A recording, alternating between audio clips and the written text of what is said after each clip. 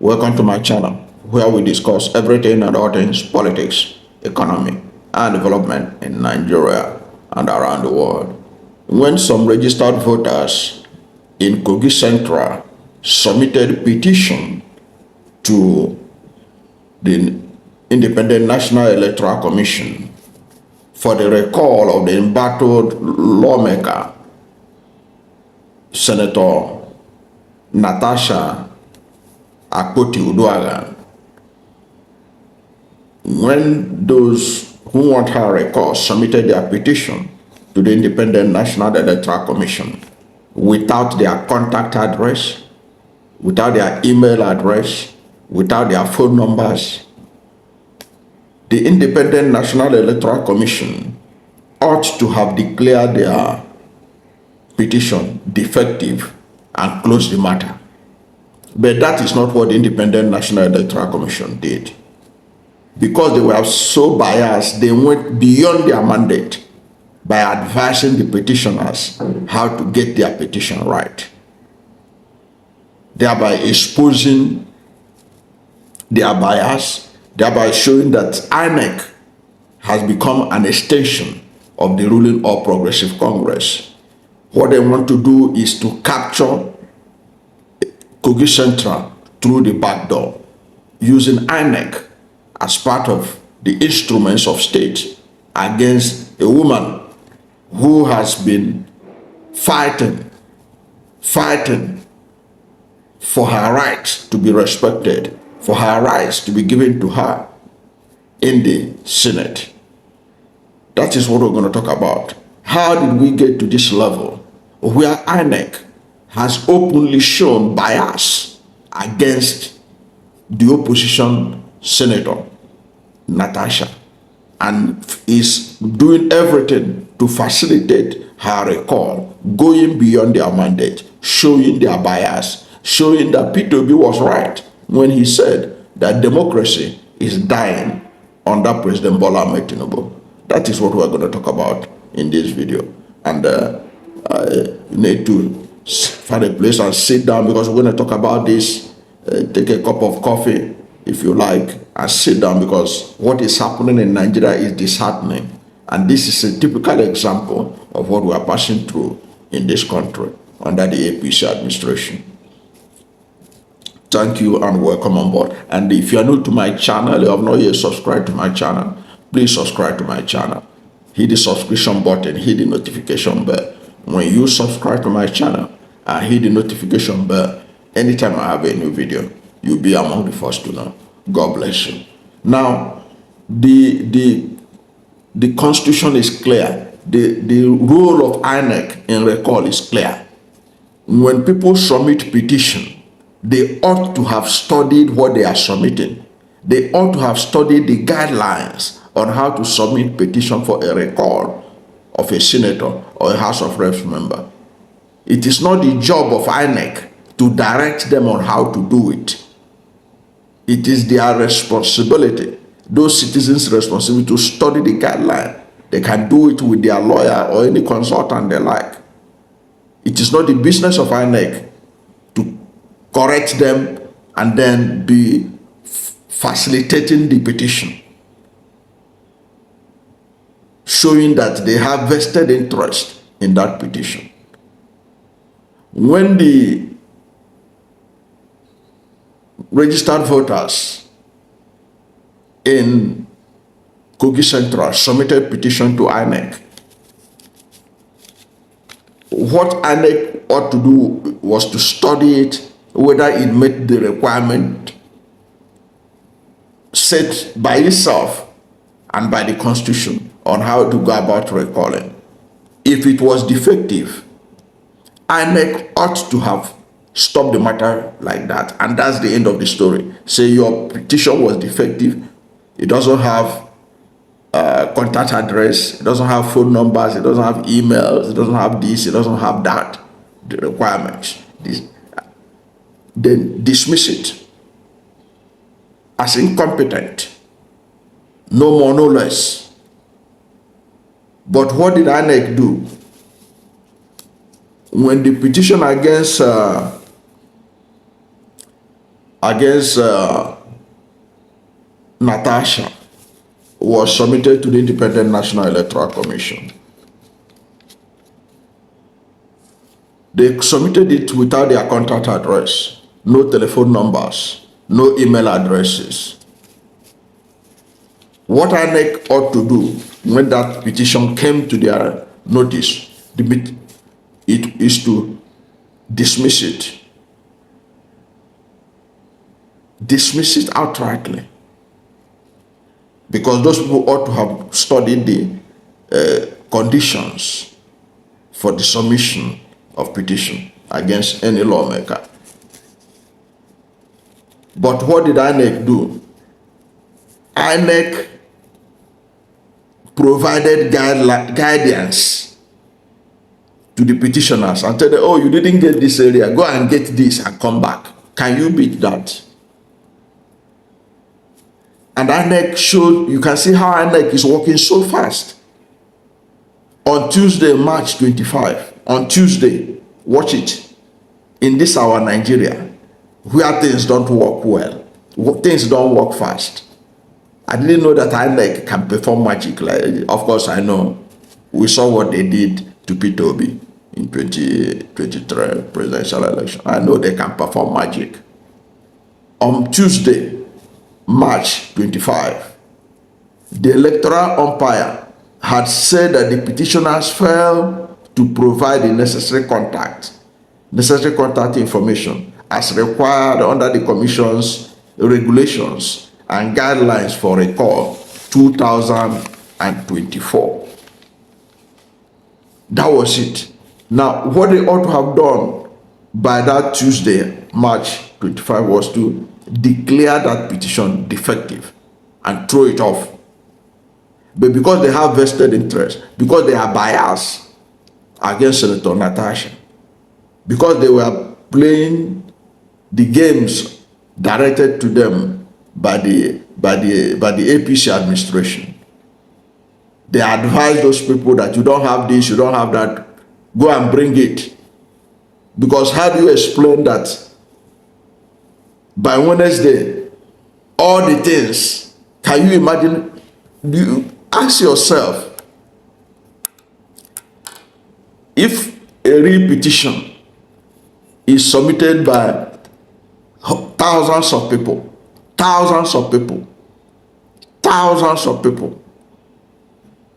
on a Monday, on a Tuesday, they say, yo, they don't have their email address, their telephone number. By Wednesday, all of them has now filled those things and return it. Is it not part of the INEC magic that they use to manufacture results during elections?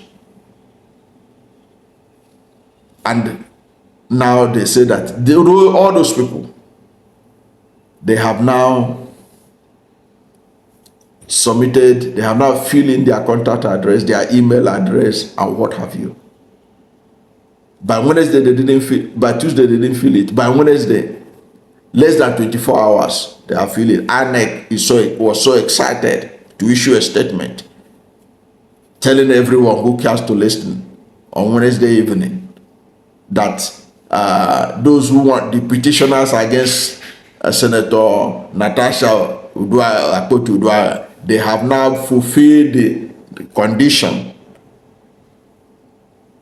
for their petition to be looked into. They have now supplied the contact addresses they didn't supply, the telephone numbers, the email addresses they didn't put before. They have all added it. That's not the job of INEC to guide them, but INEC is guiding them. Because INEC, all of a sudden, has become effective. Remember, when people were begging INEC to conduct by-election to replace the 27 lawmakers that defected from PDP to APC, how INEC was dancing around, dancing naked on the market to do anything about it. But you can see how fast they are working. INEC can work fast like this. A day after the petitioner submitted defective petition, INEC helped them to correct the defects and they presented it. INEC was so excited. So excited. They had published it on its website. Didn't waste time. It has written to Natasha, telling her that, yes, there is a petition against you now. We have submitted it. We are now notifying you that they want to recall you. And they claim that they have submitted the letter to Natasha's official address. What is Natasha's official address? Her official address should be in the National Assembly. But that National Assembly is a place they say they don't want to see Natasha near the parliament. So how is the letter going to be delivered to Natasha? So that they can do what they want to do even without Natasha getting officially notified. Because they say they submitted it to Natasha's official address. As far as I can see, as an observer watching from outside, the official address of Natasha should be her office in the National Assembly. But that office is sealed, and Natasha was barred from even nearing the gate of National Assembly. So how do you deliver it to her? But that's by the way. But that's just to show you how democracy is dying in Nigeria under President Bola Ahmed Tinubu. You can no longer differentiate between the APC government and the institutions of government. You can no longer differentiate between the APC government and the INEC. You cannot differentiate between the APC and the Supreme Court of Nigeria. You cannot differentiate between the APC and any institution again in Nigeria. And when P2B said that democracy is dying in Nigeria and people are complaining from the presidency, this is a typical example of it. What is all this about? Because a woman protested and written a petition of sexual harassment against the Senate president. All of a sudden, people are now want to recall her so that she will never return to make her case against the Senate president. That's what all this thing is all about. I'm not saying that the Senate president is guilty as alleged, but what I'm saying, what does all this mean? If not to shut her mouth up forever, as far as this dispensation is concerned. You think that this matter will have any weight if this woman is out of the National Assembly? Now, I know people will say, okay, why she was suspended was not because of sexual harassment allegation she made. It was because she argued about the change of her seat. But even that, is it not high-handedness to suspend somebody for 6 months because the person argued over a sitting position? Is that enough to suspend the elected senator elected by her people? And already there are several cases determined by the court that you cannot suspend the elected lawmaker for more than 14 days. But she's been punished for 6 months. And when her matter, the petition that was supposedly written against her got to the INEC, and because those people that did it, they didn't do it in good faith. They were in a hurry. They didn't do their work through the process of their petition very well. It was defective. What INEC ought to have done was to throw away the rubbish and say, you didn't meet, we can't accept it. Your petition is defective. It didn't contain the necessary information that we are looking for. And that would be the end of the matter. But our own INEC, paid by taxpayers' money, has become an arm of the APC administration, being used to take away the PDP seat in Kogi Central and probably hand it over to the APC government. Because I can tell you for free, when they conduct the election under this same INEC, you will see APC would grab that place against the wishes of the North Kogi Central voters. You know how that woman, she was a fighter. We know what that woman passed through to get to the Senate. That woman passed through hell. We know what it was for her to be able to get to the Senate. How the former governor of Kogi State was brutal to her in all ways to ensure that she doesn't survive, she doesn't succeed politically.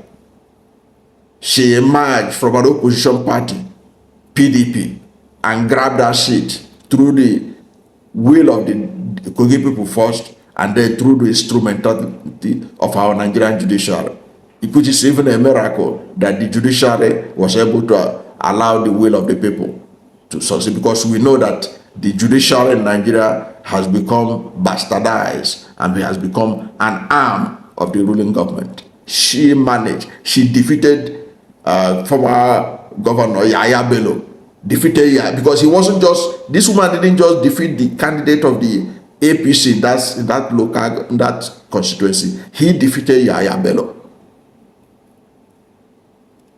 She deserves some respect. I'm even shocked that women are not rallying, occupying the National Assembly. If not that Nigeria is just, you know, a perfect example of what David Cameron, former Prime Minister of Britain, called fantastically corrupt country. How could Nigerian women be standing by?